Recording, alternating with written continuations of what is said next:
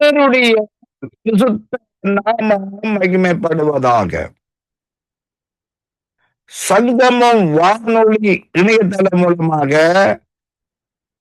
இந்த நாட்களுக்கு இந்த வார்த்தையை பகிர்ந்து கொடுப்பதில் நான் மகிழ்ச்சி அடைகின்றேன்.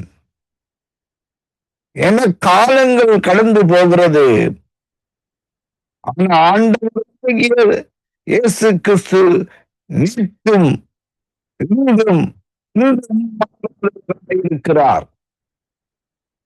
ஆண்டுடைய பிறப்பை முன்னிட்டு இந்த மார்கழி மாதத்திலே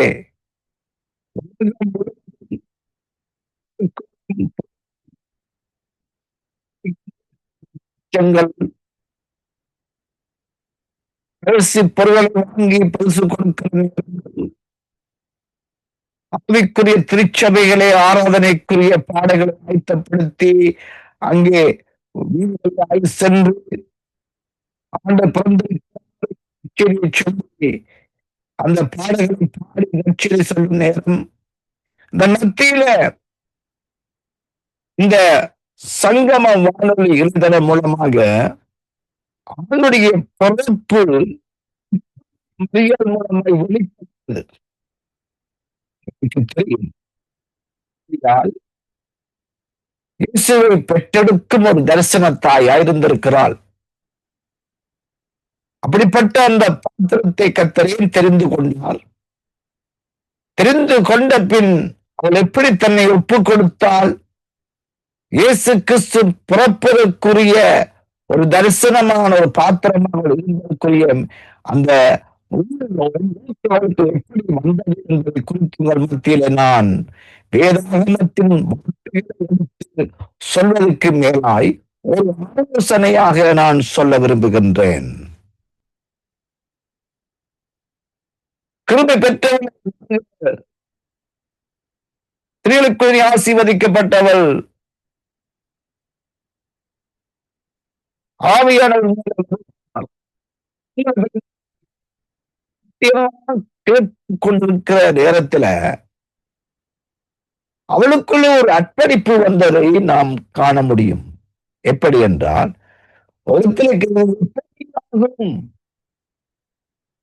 அந்த கேள்வி கேட்ட தியானமான கேள்வி விசுவாசத்தை அவளுக்குள்ளே தேவன் கொடுத்திருந்தார். வார்த்தை குறித்து கொஞ்சம் கலங்கினால், சிந்திச்சால், யார் என்று உங்களுக்கு தெரியும். யோசேப்பு என்ற அந்த மகனுக்கு நியமிக்கப்பட்ட நிச்சயதார்த்தம் பண்ணப்பட்ட ஒரு பெண்ணா இருக்கிறாள்.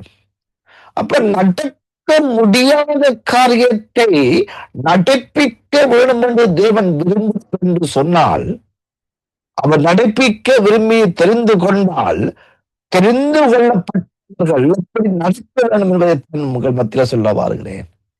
ஏன் யாரையும் தெரிந்து கொண்டிருக்கிறார்கள்?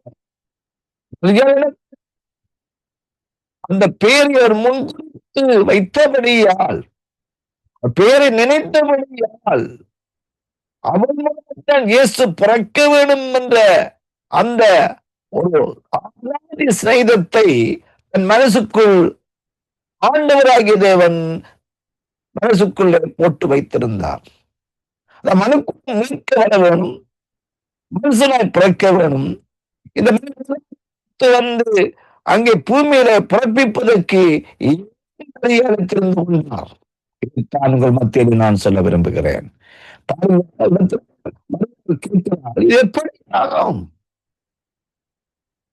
எப்படியாகும் வார்த்தை குறித்து கலங்கினால், சிந்தித்தால், இரண்டாம் முறை அது நினைப்படுத்த உங்களுக்கு மத்தியிலும் அங்கே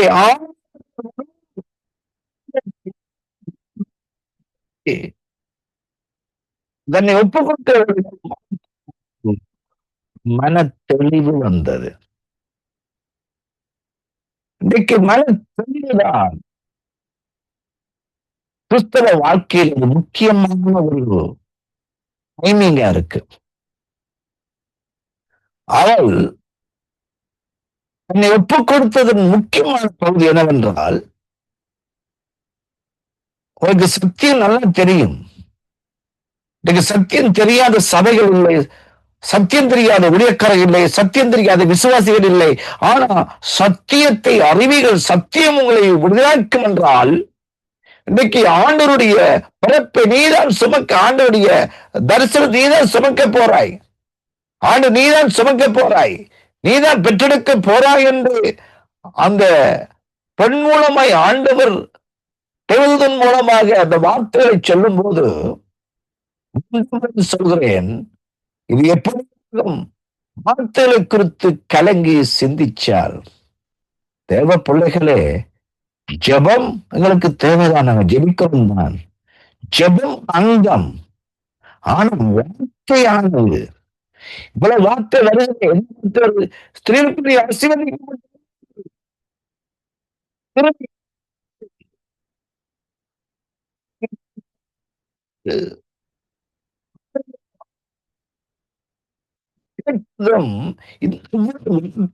குறித்தும் அவள் அங்கே அங்கே மனத்தெளிவடைந்தார். என்ன சொல்லுகிறேன், ஜெபிப்பது, விசுவாசம் பெற்பது, விசுவாசத்தோடு ஜெபிப்பது, அது ஒரு வெளிப்படுத்தும். வார்த்தையானது, கர்த்தருடைய வார்த்தை எவ்வளவு, கர்த்தர் வார்த்தையால உலகத்தை உண்டாக்கினார், வார்த்தையால எல்லாத்தையும் உண்டாக்கி அங்கே அங்கே தங்கே அந்த அந்த உண்டாக்கின அந்த ஏதேன் தோட்டத்தில் சிறப்பை கொண்டு வர அவர் ஒரு மனுஷனை எடுத்து சொத்தை ஊதி ஜீவனத்திற்கு ஏற்ற துணையை கொடுத்து அந்த உண்டாக்கின தேவன் பாவத்தின் ஜங்கில் பாவம் செய்த போதப்பட்ட உள்ள வேதனை அவருக்குத்தான் தெரியும்.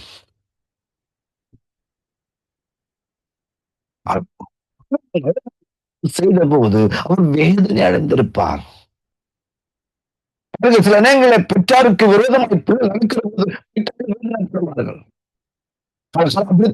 இருக்குது. இருந்தால் இத்தனை பெற்றார்கள் வேதனைப்படுவார்கள்.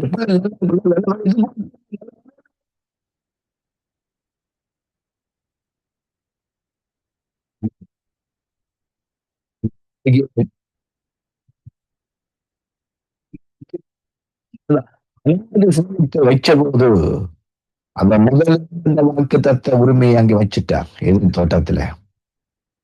எங்க எங்க எங்க எங்க சாத்தான் தந்திரம் பண்ணாலும், இந்த சாத்தான் தந்திரம் பண்ணாலும் அவனுடைய கிரிசங்களையும் தான் உருவாக்க போகும் செயலின் காரியங்களுக்கு இடையிலே ஒரு அற்புத நடக்கும் என்று சொன்னார். அற்புத யுத்தம் நடக்கும் என்று சொன்னார். சும்மா யுத்தம், அற்புத யுத்தம். அதாவது அதிசயமான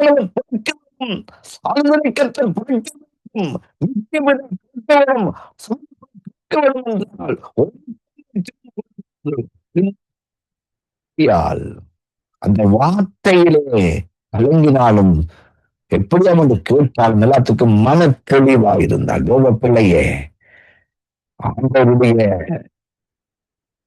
ஆசீர்வாதம்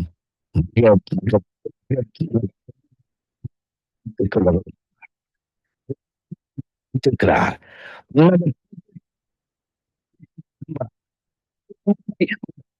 விரும்ப இந்த மன தெளிவுக்குள்ள வந்தபடியாத்தான்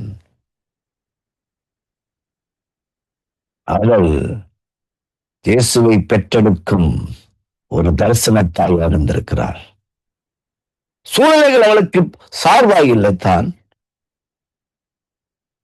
எல்லாமே மாற்றத்தான் இருந்தது. அவளுடைய மனத்தெளிவு, இந்த மனத்தெளிவை தந்த மனத்தெளிவு வந்த அந்த மனத்திற்கு உருவாகின விசுவாசம், ஆண்டு மனுக்குலத்தை மீட்க வந்த அவதார தெய்வத்தை அவள் சுமந்து பெற்றெடுத்து இயேசு பிறந்திருக்கிறார், மனுக்குலத்தை மீட்க, பாவங்களை மன்னிக்க இயேசு பிறந்திருக்க என்ற ஒரு நற்செய்தியை அங்கே தேவதூதன் சொல்லவும், மேய்ப்பர் கண்டு பிரசித்தப்படுத்தவும், சாத்திரிகள் சென்று சாத்தனா விழுந்து அங்கே தூப வர்க்கத்தையும் வெள்ளைப்பணத்தையும் பொன்னையும் காணிக்க செலுத்த, இப்படிப்பட்ட கால் நடப்பதற்கு முக்கியமான ஒரு பாத்திரம் யார் என்றால் மரியாள். அழைக்கப்பட்ட நீ யார் என்று தெரியுமா? நீ அவருக்கு ஊக்கத்துக்குரியவன். நீ அழைக்கப்பட்டவன் தான், ஆனா நீ நியமிக்கப்பட்ட பாத்திரமாய் வாழ வேணும். மரியாள் அழைக்கப்பட்டவன் தான், ஆனால் அவள் நியமிக்கப்பட்ட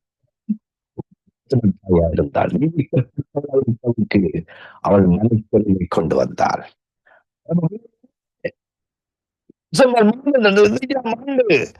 கிறிஸ்துமஸை கொண்டாட போற பிள்ளைங்க சபையே, மனத்தெளிவை கொண்டு வா. அழைக்கப்பட்ட எல்லாரும் அழைக்கப்பட்டவன் தான், ஆனா நியமிக்கப்பட்டவன் இருக்கும். நியமிக்கப்பட்டவன் இருக்க வேணும். நியமிக்கப்பட்ட வாழ்க்கை இருந்தால்தான், நியமிக்கப்பட்ட வாழ்க்கையில நியமிக்கப்பட்ட பதிப்பு இதெல்லாம் அப்படியே ஒவ்வொரு நாம் அதை நினைச்சு நினைச்சு கொண்டாடுவோம். நினைச்சு நினைச்சு நாமத்தை மகிமைப்படுத்துவோம். அப்படி அல்ல நான் சொல்ல வர்றது. இங்கே தேவன் வாழ்கிற தெய்வீக ஒன்று, வாழ்கிற சீட்டனுடைய ஒன்று, மெய்யான ஒன்று, அது அற்புதமான ஒன்று. அது அற்புத யுத்தத்தை நீ செய்ய வேண்டும். என்ன அற்புத யுத்தம் என்றால், நீ மன தெளிவா இருந்து அற்புத யுத்தத்தை செய்ய வேண்டும். அற்புத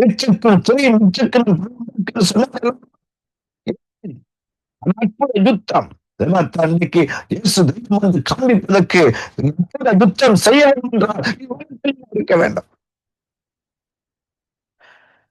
அற்புத யுத்தத்தை செய்ய வேண்டும்.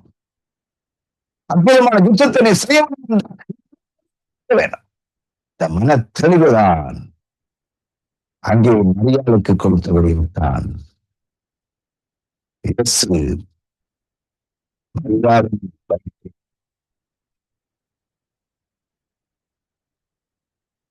சாத்தானின் தந்திரங்களை, சாத்தானின் கிரியைகளை, செய்களை எல்லாவற்றையும் கல்வாரி சிலுவையில அவர் நசுக்கி ஏமளித்தார்.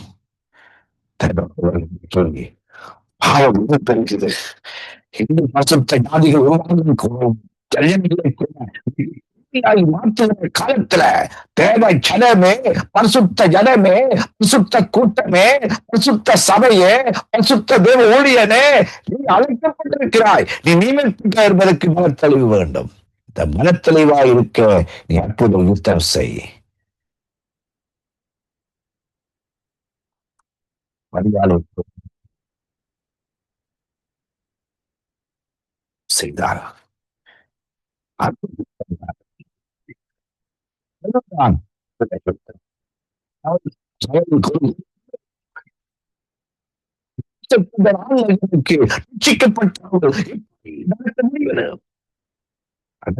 கூடாத காரியத்தை நடப்பிக்க விரும்பல, நடப்பிக்க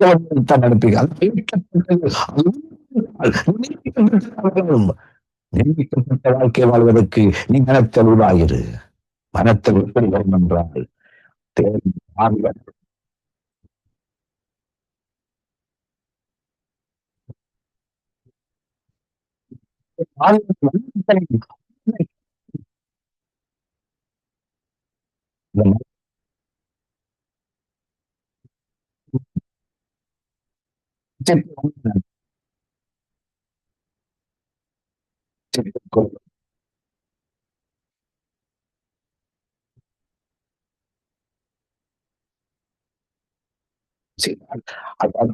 நிச்சயம் செய்ய மனத்திலே வச்சிருந்தால்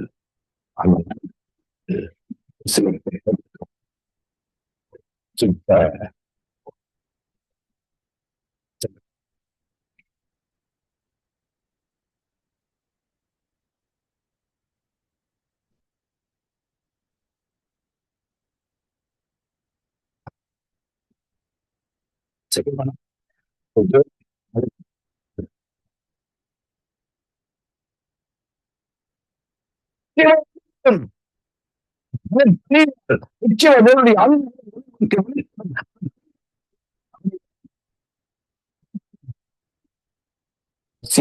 உலகத்தை ஆசீர்வதிப்பாராக.